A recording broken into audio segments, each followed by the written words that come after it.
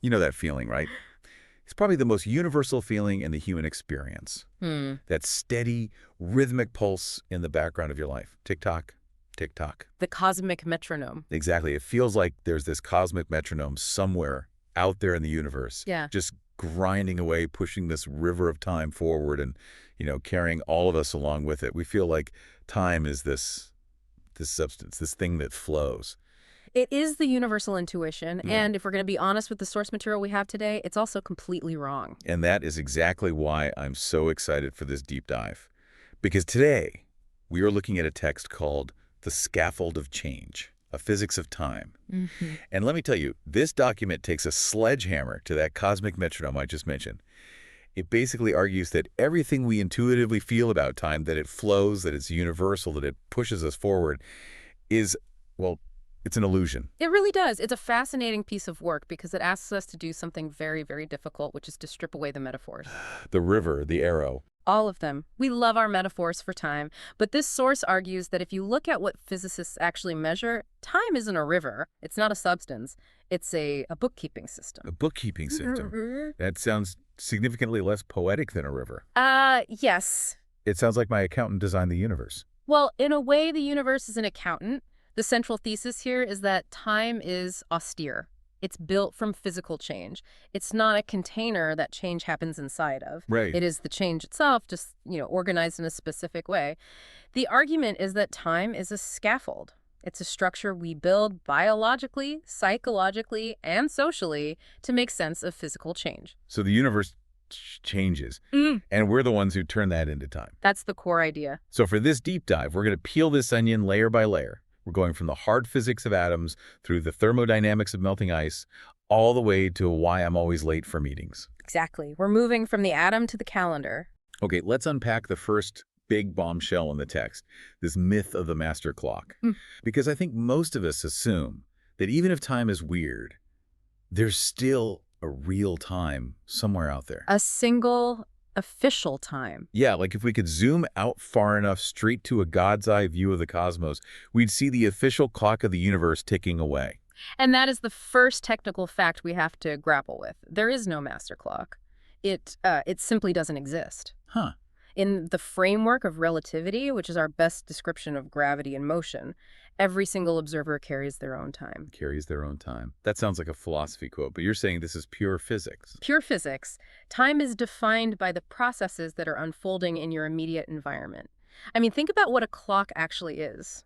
Really, what is it? A machine with numbers on it, or my phone screen, or, the sun moving across the sky. Right, those are the displays. But physically, a clock is just a physical system that repeats a stable cycle.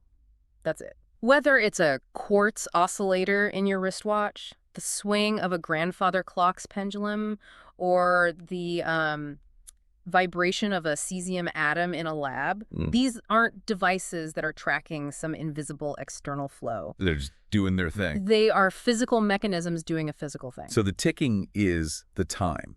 It's not measuring time, it is the definition of it. Yes. For that observer. Precisely. The text makes a really crucial point here. These mechanisms, the quartz, the pendulum, they aren't windows into some temporal substrate. They are the time. Okay. And here's where it gets really interesting. Because these are physical objects, they are subject to the laws of physics. So if you take your clock and you move at high speed, or if you go sit near a black hole where gravity is intense, The physical processes in the clock change. they change. And this is the part that always breaks my brain a little bit. We aren't just saying the clock looks like it's running slower to someone else. Yeah. It is running differently. Yes. And this is not a mechanical failure. It's not the clock breaking. When two observers move differently or sit in different gravitational fields, their clocks don't just appear to disagree. They genuinely accumulate different amounts of time. So there's no shared now that covers the whole universe. There isn't. There's only your clock and my clock and the local reality of the atoms moving around us. Can we ground this for a second? Because relativity always feels like sci-fi. Mhm. But the text mentions GPS, right? Oh, GPS is the perfect real-world example. Your phone's GPS relies on a network of satellites orbiting the Earth. Right. Those satellites are moving incredibly fast, about 14,000 kilometers per hour. But they're also further away from Earth, so they feel less gravity than we do down here. So they have two things acting on them, speed and gravity, or lack of it. Exactly. And because of that, The atomic clocks on board those satellites tick at a different rate than the clocks on Earth. They actually drift by about 38 microseconds every single day. Which sounds like nothing. It sounds like nothing, but light moves fast. If the engineers didn't program the system to mathematically compensate for that drift, To correct for it. to literally correct for the fact that time is passing at a different speed up there, the GPS accuracy would drift by kilometers. Oh, Your map would tell you you're in the grocery store when you're actually in the middle of a lake. so the satellite's now is physically different from my now. Precisely. It really dismantles the idea of a shared reality, doesn't it? I mean, we function on Earth because we're all moving at basically the same speed and sitting in the same gravity. But fundamentally, we're all in our own little bubbles of time We just happen to be in bubbles that are very, very well synchronized. because we're stuck on the same rock. Okay, so there's no master clock. That's strike one against my intuition. Now, what about the speed of time? Because I feel like time flies when I'm having fun and drags when I'm at the DMV. But does time itself have a speed? This is the second technical point the source highlights, and I love this one because it exposes how circular our thinking usually is. I mean, imagine asking, how fast does time pass? Well, the smart aleck answer is 1 second per second. Exactly, which is a tautology. It means nothing. It's like asking, how long is a meter? The source argues that time has no intrinsic speed. Nothing in the laws of physics says how fast time should pass. So where do we get the second from? Why is a second a second? It's a human choice. It's completely arbitrary. We decided to standardize a particular physical oscillation, specifically transitions in a cesium atom, and say, okay, when that happens exactly 9,192,631,770 times, we'll call that a second. So if the universe changed tomorrow, let's say all the cesium atoms in the universe decided to vibrate a little slower, We wouldn't know. we wouldn't know. Our definition of the second would just drift right along with it. We measure time against the stability of matter. We don't measure it against some background river of time. If matter changes, time changes. That really drives home that bookkeeping idea. We're just counting whittles of atoms. And this leads to the third and perhaps most abstract point in this section. Time is an artifact of ordering. In physics equations, we use the variable t, Right. and it is really just a coordinate. Like a page number in a book. That's a perfect analogy. Think about a novel. You hold the book in your hand. Does the story inside the book flow? Does page 50 happen after page 49 in a physical sense? No. The book just exists as a whole block of paper. It's all there at once. Right. The flow comes from you, the reader, reading the page numbers, the index in order. The source suggests the universe is similar. Physicists often call this the block universe. The block The universe. past, present, and future exist together, and it is just the page number we assign to different events so we can order them. So the source is saying the world doesn't move through time. Exactly. We just label changes with a parameter t so we can compare them. This happened at T1, that happened at T2. It's an index, a coordinate system, not a substance we travel through. Okay, I'm with you on the math. I get the page number idea.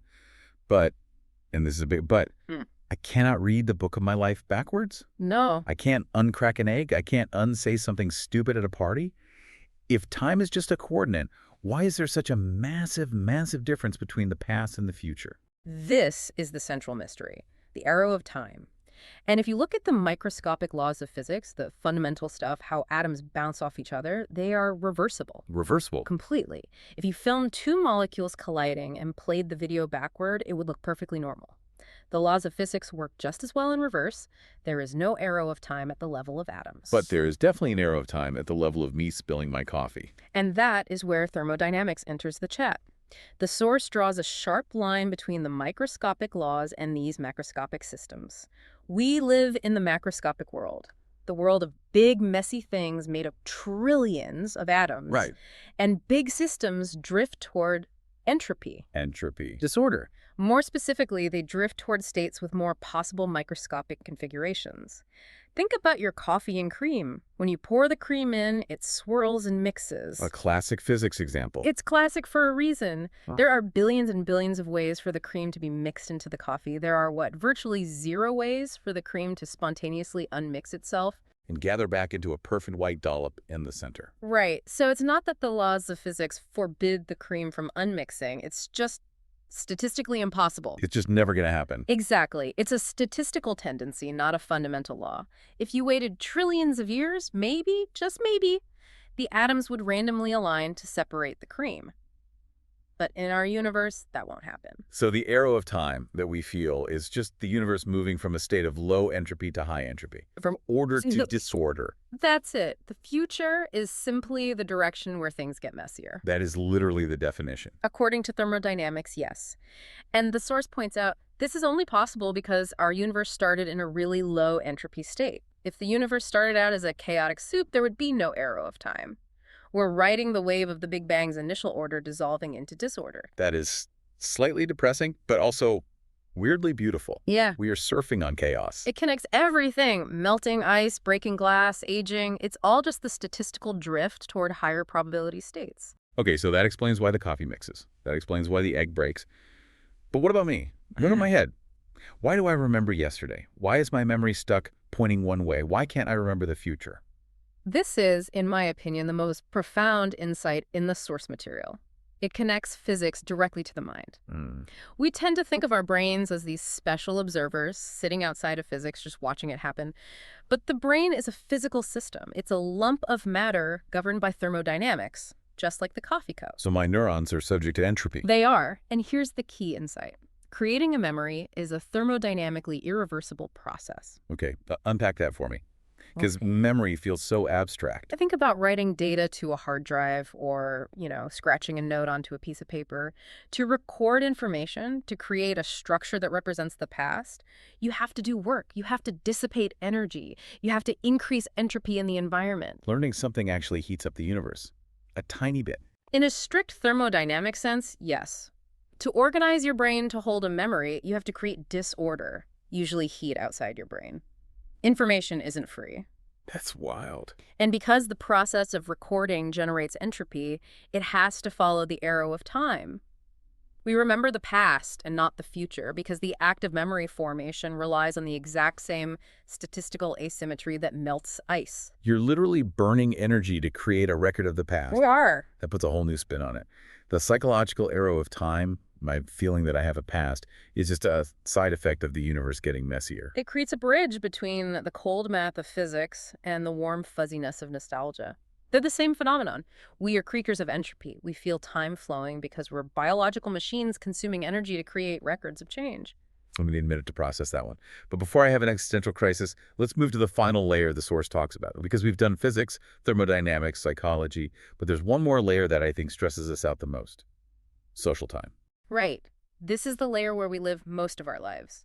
And it's so important to distinguish it. Social time is neither physical nor psychological. It is constructed. We're talking calendars, time zones, deadlines. Exactly. These are coordination tools. The source calls them conventions. A calendar isn't a physical law. A time zone is definitely not a physical law. Oh yeah, just look at a map of them. They're jagged and political. These are structures we built to synchronize large groups of humans. It's the scaffolding again. It is. They rely on physical clocks for stability.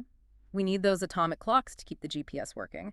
But the schedules themselves are collective agreements. This resolves a conflict I think we all feel. The text mentions it when people say, I don't have enough time.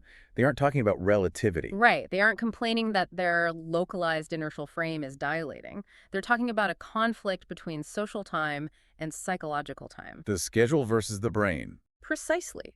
Social time demands a certain output. Be at this meeting at 9 a.m. Finish this project by Friday. It treats time as this linear, interchangeable resource. Right. But psychological time, the rate at which our minds can process information, form memories, and execute tasks, is limited by our biology. It's variable. It ebbs and flows with energy and focus. So the friction isn't that the universe is running out of time. The friction is that the social construct is out of sync with our biological reality. It's a mismatch of layers. We're trying to force a biological machine that runs on entropy and snacks to sync up perfectly with a rigid mathematical grid. And when they don't align, we blame ourselves. We say, I'm bad at time management. But the source argues you aren't bad at time management. You're just feeling the grinding gears of the scaffold. You're trying to live in the bookkeeping system, but your body lives in the thermodynamic reality. Exactly. That is so validating. It really brings us back to the core argument of the whole text.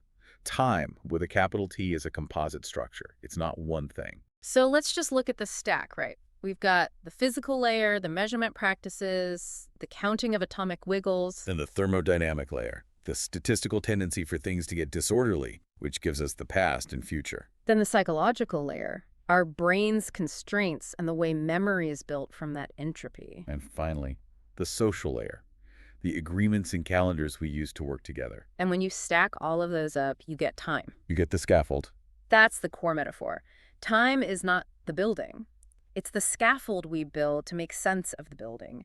The universe just is. It's just matter and energy shifting around. And we extract time from it. We observe change, we impose order, we coordinate with each other, and we call that whole messy process time. The world does not unfold in time. Time is the scaffold we build to make sense of the unfolding. That's a powerful line from the conclusion. It shifts the agency, doesn't it? It stops us from being these passive victims of time, flowing down a river we can't control. It reminds us that time is a tool. It's a measurement. It's a bookkeeping system. A bookkeeping system for a chaotic, beautiful universe. You know, this conversation has completely changed how I'm going to look at the clock on the wall. It's not a master commander anymore. It's just a little machine vibrating in the corner, trying its best to keep order in a universe that wants to be messy. And your brain is doing the exact same thing. That is a lot to take in. But it's also strangely freeing. We've gone from the atom to the calendar and realized that most of our stress comes from the imaginary layers on top, not the physics underneath. The physics is just change. The stress is the schedule. I love that. Well, that brings us to the end of this deep dive into the scaffold of change. It's been a trip, literally, through space-time. Always a pleasure to deconstruct reality with you. Before you go, here is something to chew on as you go about your day. We talked about how the flow of time is an interaction between your brain's need to record information and the universe's tendency toward disorder. So in a very real sense, without your consciousness there to bookkeep the changes, does time as a narrative flow even exist? Or is the story of time just something you are writing, moment by moment, simply by being awake? Thanks for listening. We'll see you in the next deep dive.